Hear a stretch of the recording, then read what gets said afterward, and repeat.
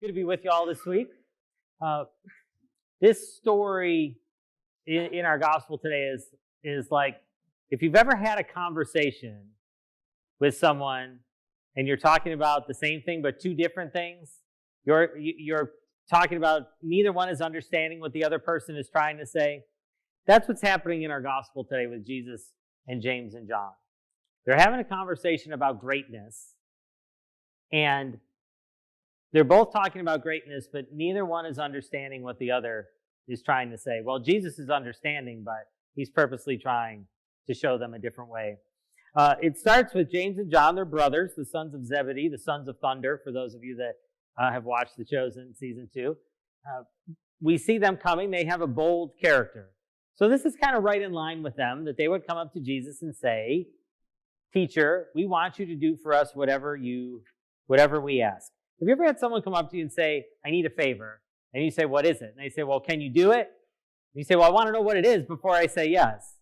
Right? They want you to say yes before they tell you what it is. That's kind of what's happening here.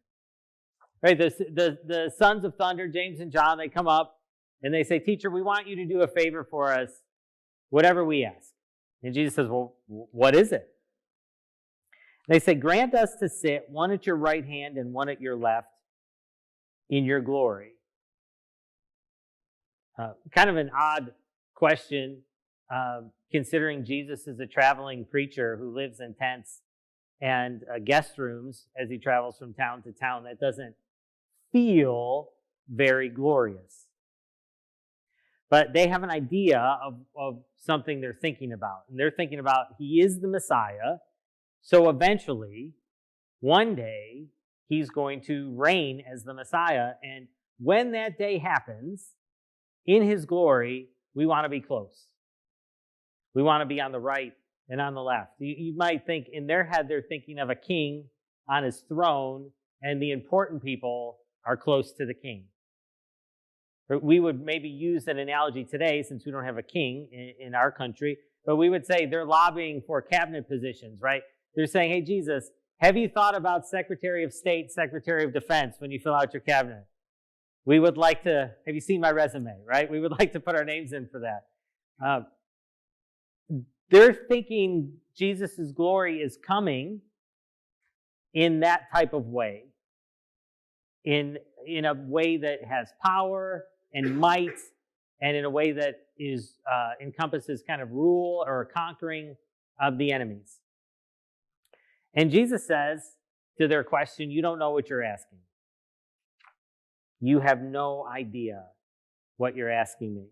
He says, "Are you able to drink the cup that I drink, or be baptized with the baptism that I am baptized with?" That's a tongue twister Jesus puts in there. And they say, "We are able," right? They're not even really sure what he's talking about, but that's kind of like when someone hands you something to sign and you don't read it, you just sign it. "Sure, yeah, I'll sign it, whatever." That's what they're doing. Jesus says, "Are you able to do what I have to do to get there?" And they say, "Sure, we're able." And they're thinking in their head, "Jesus, we'll fight for you. Jesus, we'll go to battle for you. Jesus, we'll defend you. We'll pick up our swords. We'll go to arms. We'll do whatever we need to do for you." But that's not what he's asking. That's not what he's asking. Now, interestingly enough, he does give them some affirmation, say, "You will get there. Yeah, you will drink this drink, and you will be baptized with it." Jesus is using those as an example for, are you willing to do the things I have to do? Are you willing to walk the path I need to walk? Are you willing to suffer in love for others? Which is really what Jesus is putting it down to. And not, are you willing to rule and conquer others? Are you willing to suffer in love for others? Jesus isn't looking for his glory to be a moment of power, a triumph of his military might or battle. It's a triumph of his love. So they think, Jesus, when you're in your glory and someone is on your right and on your left, it's going to look like this lavish palace with a throne, and there's going to be this great feast, and I'll be on one side and my brother can be on the other. And what Jesus is thinking is, you have no idea what you ask, because the moment my love is being poured out and I'm in my glory, on my right and on my left are going to be two criminals hanging there next to me. That's why we put the picture of the 3 crosses on the front of the bulletin today, because they think they're asking about a throne of power. And when Jesus pictures who's on my right and who's on my left in my moment of glory, that's what he pictures. They have no idea what they're asking. None.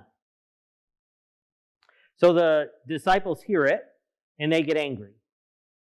They get angry because the disciples, like a family, like brothers and sisters, they're constantly jockeying for position. Who's the favorite? You know, if you have siblings, you know that your parents had a favorite and they deny it. You know this. I have 3 siblings. My mother has a favorite. She will deny it, but we all know she's lying. She has a favorite. Everybody's parent, you know, if you're a sibling group, you know that. You have those conversations. If you're a parent, you deny it. But they're angry that James and John are trying to move up the rank. And so they start bickering, because the disciples do that. They start bickering about who's great and who's ranked number 1 and who's ranked number 5 and all those things, right? It's like a college football poll for them every week of who the disciple rankings. And Jesus sits them down and says, listen, you need to understand this. This is not how it is. And he uses the example of the Gentiles. He said, you know, among the Gentiles, those whom they recognize as rulers, they lord it over them. They act like tyrants. The Gentiles think about greatness as how many people serve you. But not so with you. Not so with you. The Son of Man came to serve and be a servant of all. It's not about how many people serve you. It's not about power. It's not about might. It's about love and service. Greatness and following in Jesus' path is about love and service. It's about loving others and serving others in some way, shape, or form. And when Jesus says, are you able to do this? And they think they're saying, we'll fight for you. What he's saying is, will you love others for me when they don't deserve it? Will you love others for me when they've done nothing to earn your love? Will you love others for me when they've hurt you? Can you do that? Well, they're not ready yet, but they'll get there. They'll get there. And Jesus reminds them, greatness in his eyes is love and service. That's the path he walks. There was an interesting story I was reading this week. Some of you may know it if you are interested in military history, about 4 chaplains in World War II who were on the Dorchester. And the Dorchester was a ship leaving Newfoundland, and it was carrying 900 troops from Newfoundland to England, and it had to stop in Greenland. And on its way to Greenland, it was heading through Torpedo Alley, which is this area where German U-boats would kind of be camping out, waiting for Allied ships to come through from the U.S. to Europe, and they would try to sink them. And they knew they were heading in, and they had 4 chaplains on this ship. One was a Roman Catholic priest, one was a rabbi, and there were 2 Protestant ministers, a Methodist and a Reformed minister. And they knew they were heading into Torpedo Alley, and the captain said he wanted everyone that night to sleep with their life jacket on and in their boots and gloves. You went to bed fully dressed, because at any moment, we might get hit. And so the chaplains spent that night, all 4 of them, working together to comfort and encourage, to try to encourage the soldiers, 900 in all, about their night, to have faith. They said Mass at 10:30. The Catholic priest led Holy Eucharist at 10:30 before they went to bed so that they could offer their prayers. Well, sometime about 12:15, they got hit. And many of the soldiers, thinking that the captain was just being too severe, they couldn't get a good night's sleep in their boots and life jacket, were completely unprepared. And they were killed instantly. And many others were scrambling now because they had ignored what the captain had said and were trying to find their equipment. The chaplains decided to work together, giving life jackets to anyone they could find, including their own, giving their own gloves, giving their own boots to the men who were trying to go overboard in hoping for a rescue. They knew that, in the waters by Greenland, that North Atlantic, it's cold. So they knew they would only last in those cold waters for 15 minutes. I mean, those of you who've seen Titanic know the story, right? How Leonardo DiCaprio dies at the end because the water's cold. I'm sorry if I ruined that for somebody, but he does. He does. even though there's clearly room for 2 people on that piece of wood. Anyways, don't get me going on that. But the water's cold. And they knew that they wouldn't have long. So the chaplains were spending their time. Some of the Catholic soldiers wanted to have their confession heard before they jumped overboard, knowing that they might not live. And the Catholic chaplain was doing that. And the Protestant chaplains were praying with people. And the rabbi was praying with people as they were going over. And eventually they gave away all their equipment to soldiers who had forgotten theirs. They had made the decision together. In 1943, a Jewish rabbi, a Catholic priest, and 2 Protestant ministers that they were going to sacrifice their lives to get as many soldiers off the ship as they could. So when the soldiers left and the ship started sinking, those 4 men of all different faiths decided to lock arms and pray together as they sunk. They gave their lives for others. Now, you and I will probably never be faced with a circumstance that severe. Probably in our daily lives, we will not. But what Jesus asks of us is still the same. Are we willing to love others for him?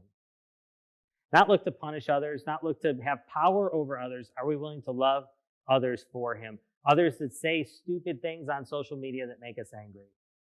Are we willing to love them for him? Others that disagree with us and maybe we can't talk about certain subjects with, even though we feel they're so wrong. Are we willing to love others for him? Right? Are we willing to love others who hurt us, who anger us, who frustrate us for him instead of seeking punishment or judgment on them? Because the truth is, I'll speak for myself, I won't speak for you. A lot of times I go to Jesus with a prayer like, hey, Lord, I want you to do whatever I ask. And sometimes those are good prayers. Sometimes those are prayers for the health of my family or for blessings for someone I love. And sometimes they're a little bit selfish. And what Jesus would hope that we would ask in those selfish moments is, Lord, give us a heart to love like you. Give us a heart to love like you when people are difficult, when people are challenging, when people are obstinate, and people are argumentative. Give us a heart to love like you. That's what he's looking for.